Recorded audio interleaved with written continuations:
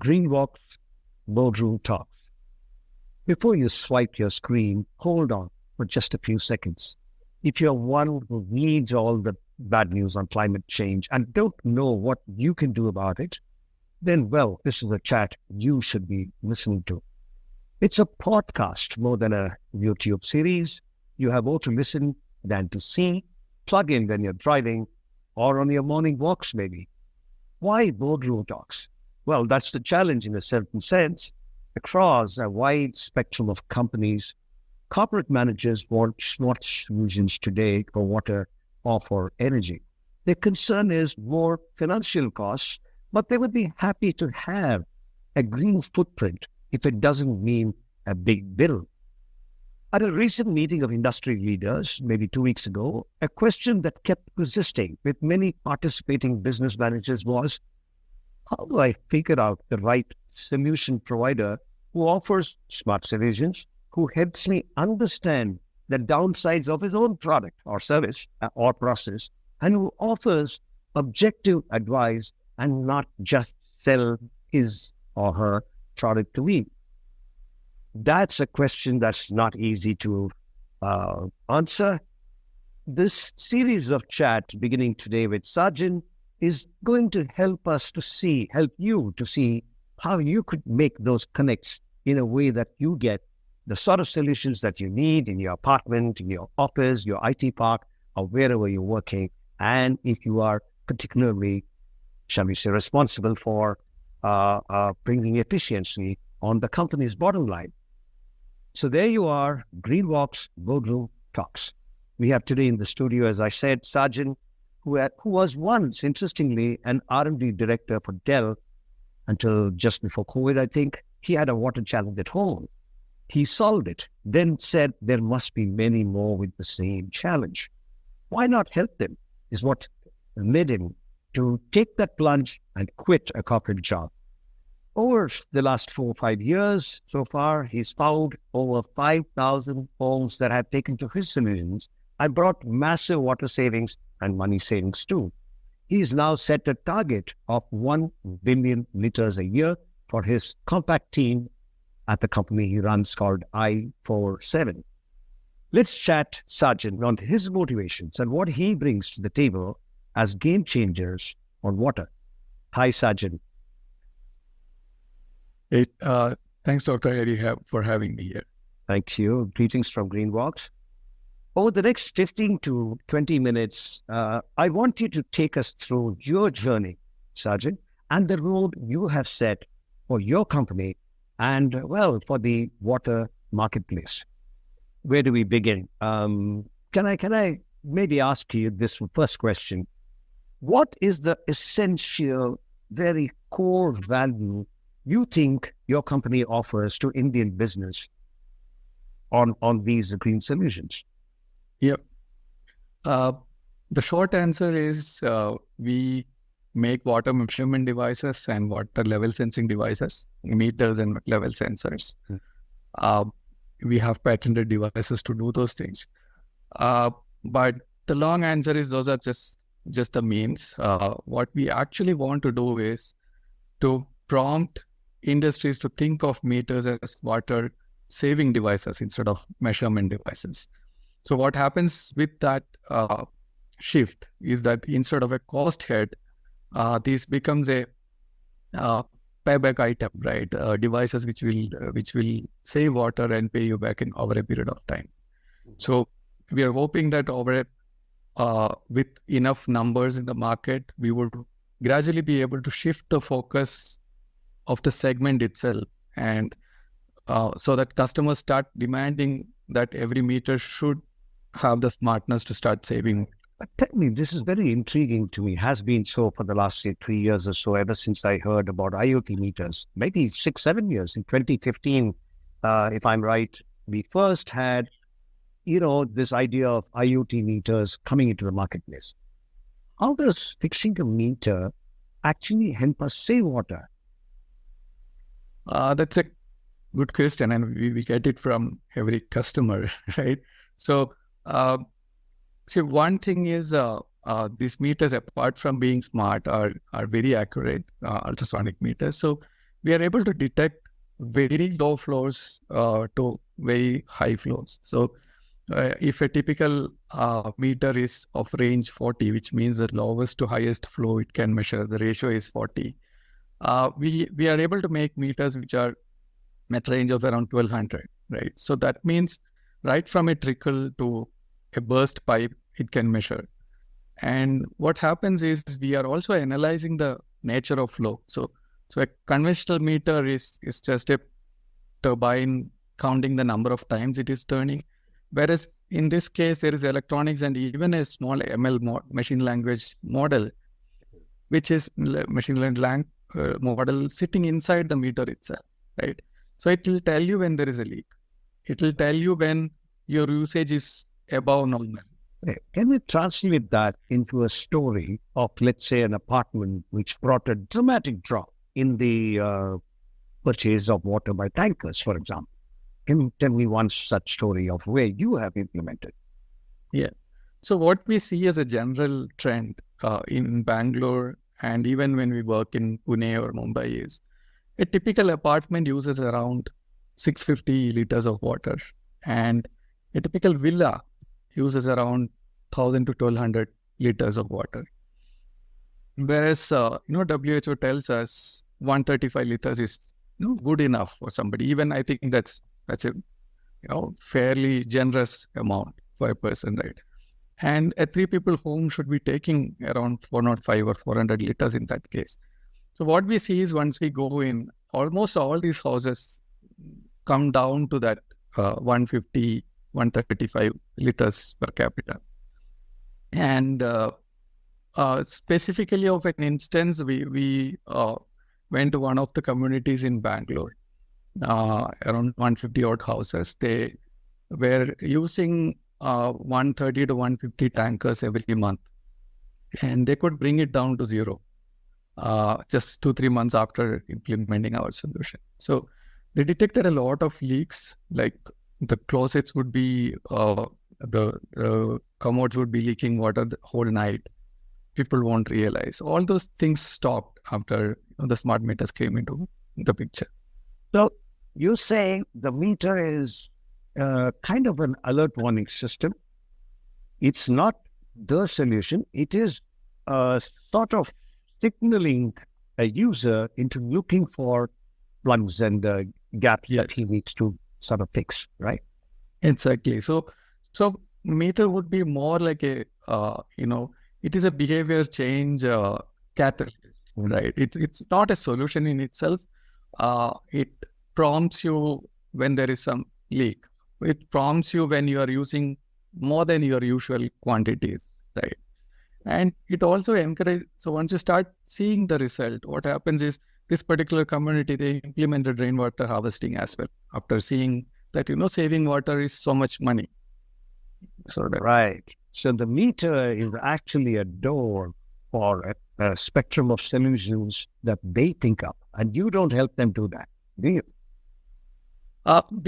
We tell them that these are the other options available.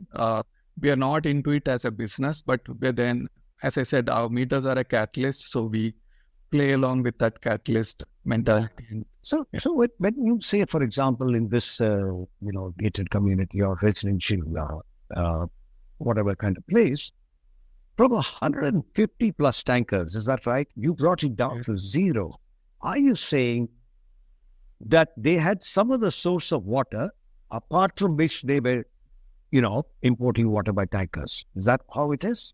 They had Kaveri and borewell as well, and they started rainwater when they started seeing the usage coming down and seeing the delta was very less. Mm-hmm. And the borewell also, they were like pumping 24/7 and wasting a lot on electricity because the yield was less. So after seeing the borewell meters, they were able to decide, okay, if I do just 2 hours in the morning and evening, that's better way of extracting water. So all those things changed. It's not just the measurement, as I said, it gave them enough visibility into what could change. And then, okay, if I were to, shall we say, expand on the math, if you're talking, say, 150 tankers, I assume they are 6,000 liter tankers, right? We are talking, therefore, every month, they stopped buying 900,000 liters of water. Is that what you're saying? Nearly 1 million liters of water. Yes. Yes. Wow. That's wow. Yeah. And that, if I were to take for a year, is 12 million liters. If you look at, one aspect of how easy it is, one leaking commode is 12,000 liters of water overnight, right? So, So much. it is, it leaks at 6-7 liters per minute. So Hey, 35 is, so I know. we see it as every 5 minutes is our report. So we will keep seeing that 35 ticking every 5 minutes. Right. So it's not so difficult to, get rid of 2 tankers. Have you said earlier that from just a measuring device, you're making them understand that this is something that is a payback item, you said, right? What you're effectively saying, if I were to take this 150 tankers example at 6,000 liters per tanker, if I were to take it to be 1 million, and that's 12 million in a year, right? On 12 million, even if I were to take it 100 rupees, they're saving 12 lakh rupees a month, a year. Is that right? Yes. And the entire cost of implementation for that community was around 6 lakh rupees. You see that in less than 6 months, they got their money back, you're saying. Right. Give me another example of maybe a company where you failed to persuade the middle-level manager who was talking to you or who had invited you for a meeting. At the end of maybe 2 or 3 meetings, your team gave up and said, well, they're not interested in making a decision. You and I know that people, without offending anybody in particular, and there are lots of thousands of them who are listening to this conversation. If I'm a middle-level manager, if I don't understand the bigger picture, either on the financial savings, annually speaking, for the next 5 years, or if I don't have the authority to actually make a decision and the management frowns upon any such transgressions of my taking a decision which the management has not expected me to take, or if a boardroom member is not actually present to listen to the insights your team is providing on how they can save water or how they can bring sustainability and so on, you are stuck. Tell me of a story of that kind where you have failed to convince someone. Yeah. So I think it's a second one you said mostly, like, the people who are interacting with has the will to do it. They understand that this is different, this has value. But the problem is, when they translate it within the corporate hierarchy and it goes for an approval and all those things, then somewhere it becomes a dollar comparison, right? If it's after 3-4 layers, at every layer, it may not be, the message may not be conveyed as strongly as the first person intended, right? And then it comes back as a dollar decision and then, ends up putting a regular measurement device. That is how Well, if it's a dollar decision, really the payback is so strong and evident that they should be taking a decision. Is that right? That's correct. We actually did a pilot run in a large factory in Hoskote of a multinational, and this happened there as well, right? The people who were interacting with us kept pushing for that solution, but the problem is, even though the ROI numbers and all are there, probably the thing is that the decision maker is not seeing us, and they don't know how authentic it is because everybody puts ROI numbers behind a sales pitch, right? And that's probably influencing. And how do we break this conundrum that there are people who see the obvious benefit, but they don't know how to take the story upward into their own management? How do we break this? One way would be, focus on the smaller institutes that we do have the leverage to influence, where we can talk high enough and then create enough noise. But that's a slow and painful path, but despite that, it is a path. The other is where I started involving like organizations like IGBC, where the decision makers does come to those meetings, right? You get to meet some of them and start telling them that people in your organization wants to do these things. Can you support them? Right? So essentially, you're saying that you, as a young entrepreneur, need forums of, shall we say, business leaders and managers who can listen to your story and, if interested, persuade with you. Is that what you're saying? You need a network and a forum for all this. Exactly.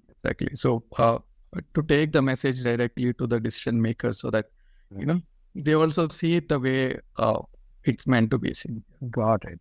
Actually, the story is the same on the other side, let me tell you. If I am, let's say, a corporate manager, my challenge is I don't know how to find good guys with both competence and integrity and who are willing to come in and say, sir, this is what my company offers as a product. These are the downsides. There is this other X and Y as my competition. They're offering these things. And here is where I think you should make a decision, also knowing these are downsides of my product.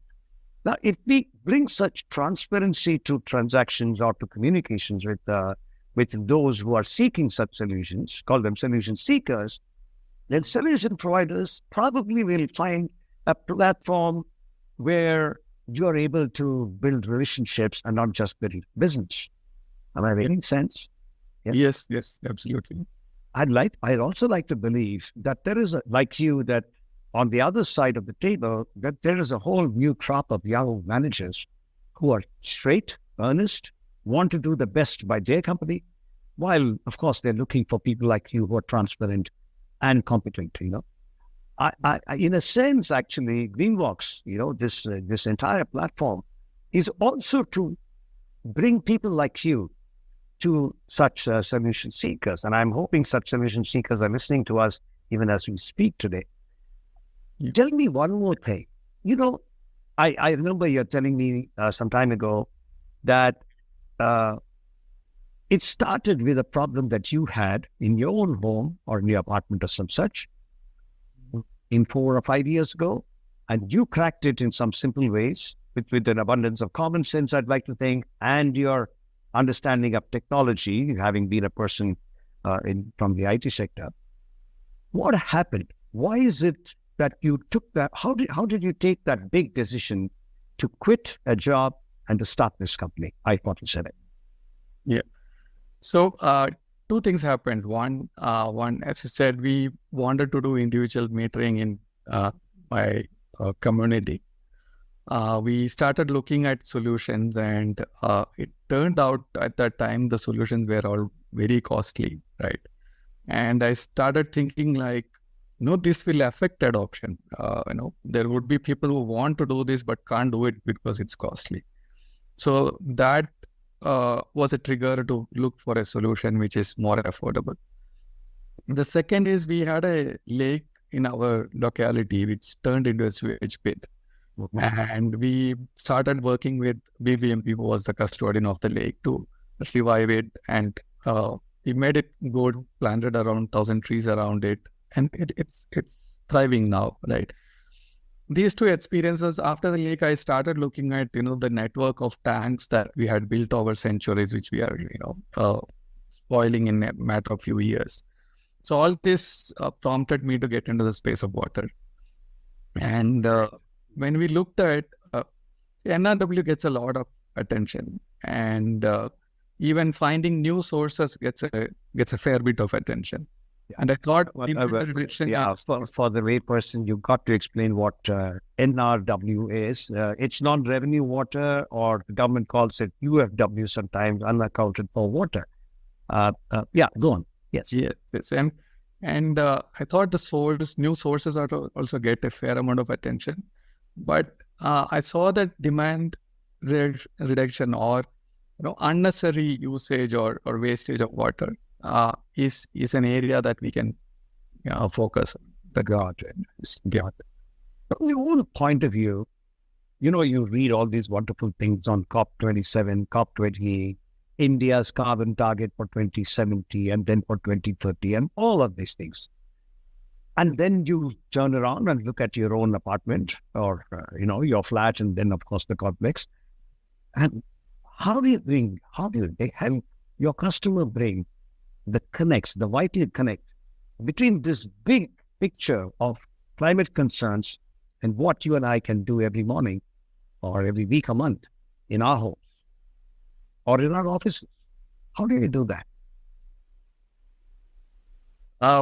That's a challenging thing to make that big picture connect. I think what appeals more is to tell about the small impacts and real results that we can make, right? And for example, we did an initiative in our community to be zero waste, which doesn't mean that we don't produce waste, but then all the salt, recyclables you sell, all the wet waste you compost in your compound, so those kind of things. Then people start getting some of those compost into their gardens, right? So that actually completes the cycle where you see the impact. So I think big picture is a great thing, and knowing that you contributed to it is also great. But what you can see in front of your eyes is mostly what drives people. Right. That takes me to another question. I'm sure that in your everyday work life, yours and that of your team, not only do you meet actual solution seekers as companies go or apartments and so on, but you also reach out to professional consultants, shall we say. So when you go to a consulting kind of a, shall we say, environment, a green consulting environment, shall we say, and the translation that they need to make to their clients, what are the deficits you find in what you present, therefore, to the consultant who has to take the story to his client? What do you find there? Do you find a challenge at all?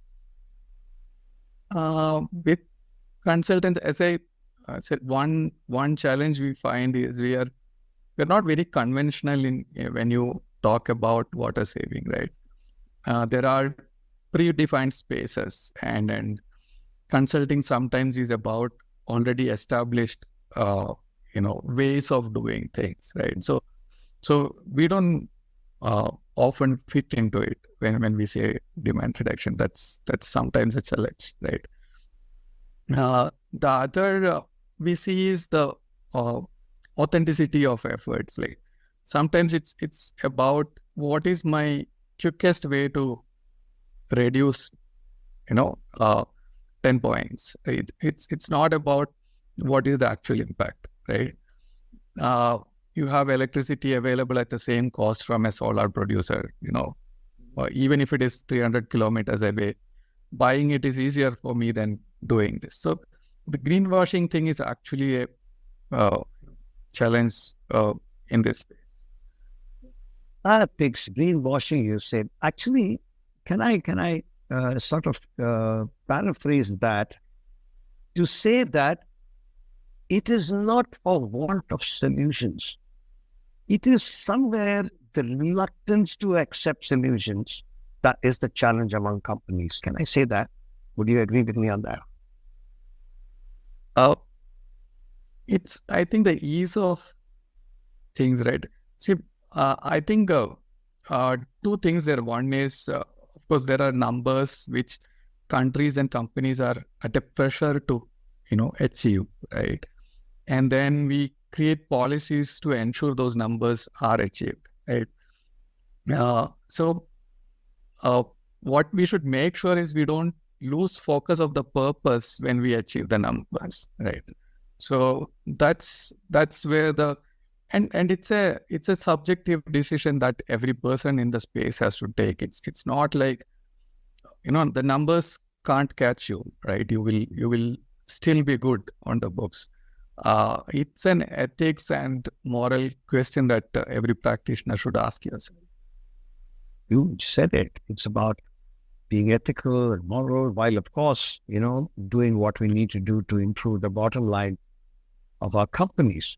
If you went back the last, say, 30 years to 1980, 1990, even the first decade of 2000, the focus in most companies was on just doing my business. It's up to the government to solve the rest of it.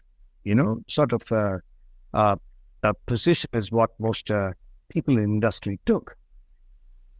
Since you're a younger person, you're on the right side of the 40s. What do you think is the legacy that you secure on such sustainability practices or lack of such practices?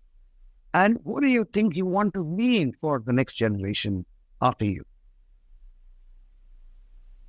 I take interest in history, but I'm weak at chronology, so I'll try to answer this. So I think up until probably the Industrial Revolution kind of times, right, people were more nature friendly and trying to build stuff which can be sustainable, right? Because we didn't have the tools to go against nature, so to say.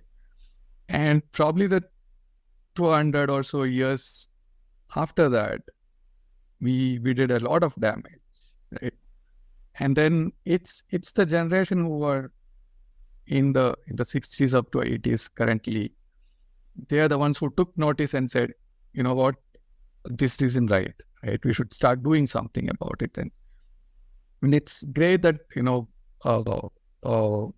maybe around 50 years back, that focus started, and then people started doing things for it. Right now, that there is a lot of knowledge and practice in that space, and I'm not sure if there are enough institutions who is making sure that's handed over and continued.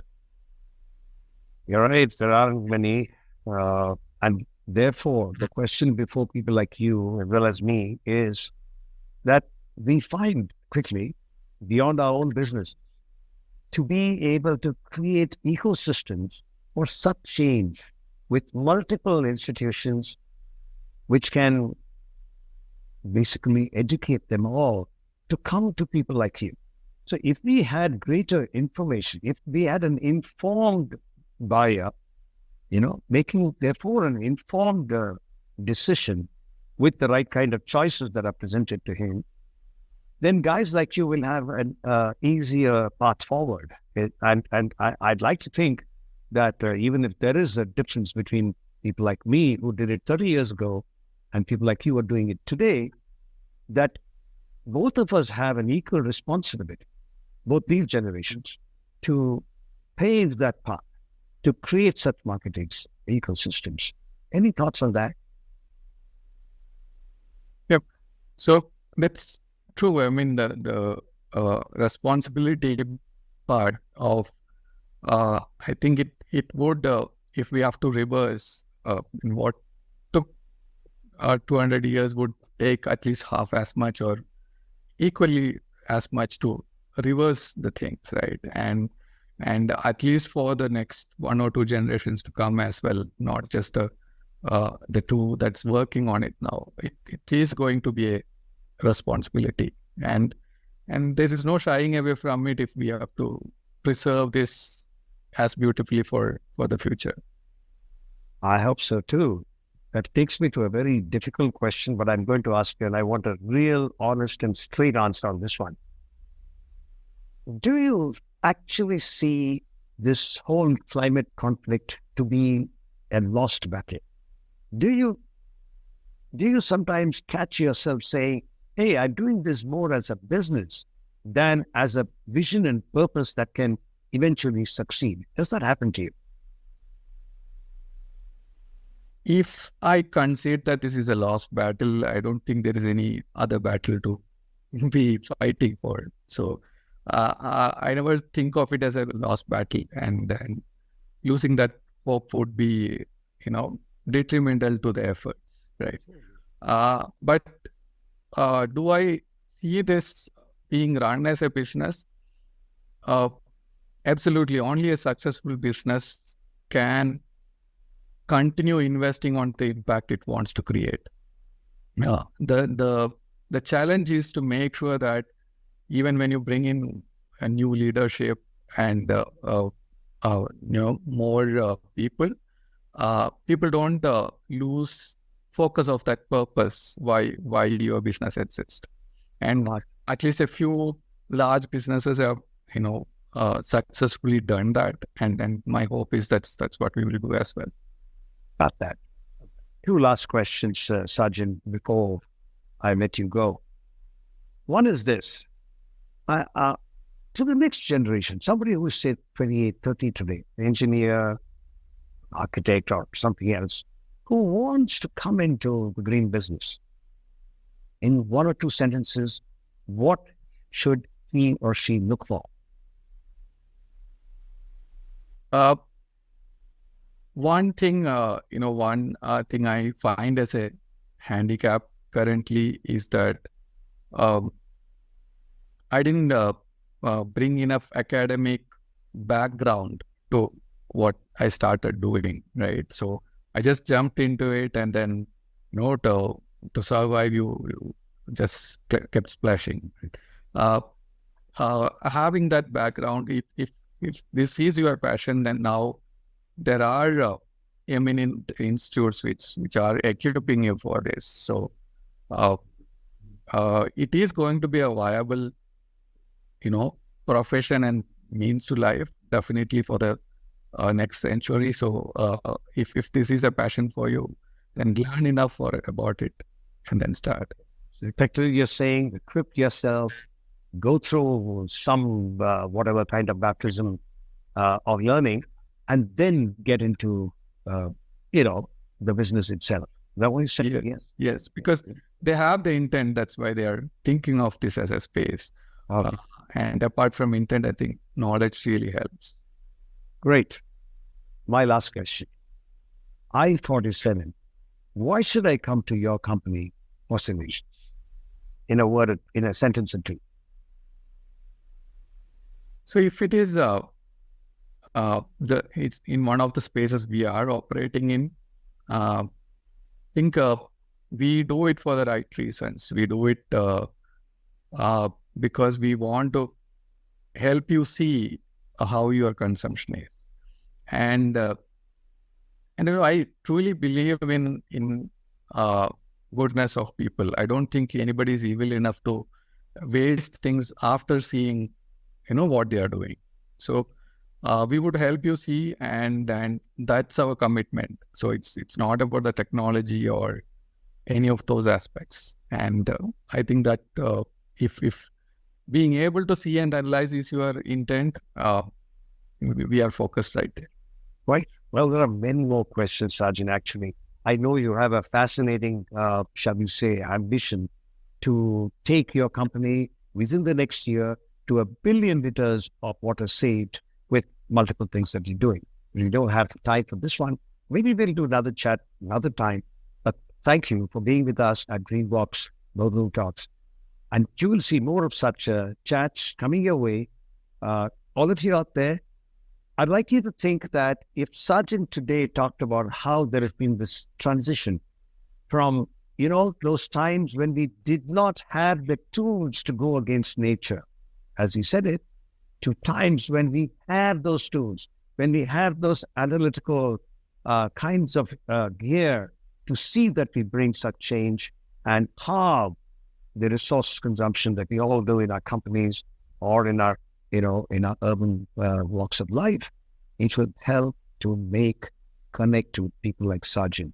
Sajin is one among many such people in this new generation of young and green entrepreneurs. We will hear more about Sajin. Please check him out at I-47, and you will see that he has a story that you might want to share with your own company's people and your own buildings. Thank you so much for being with us. Have a great day and see you soon. Thank you, Sajin, for being with us. Thank you.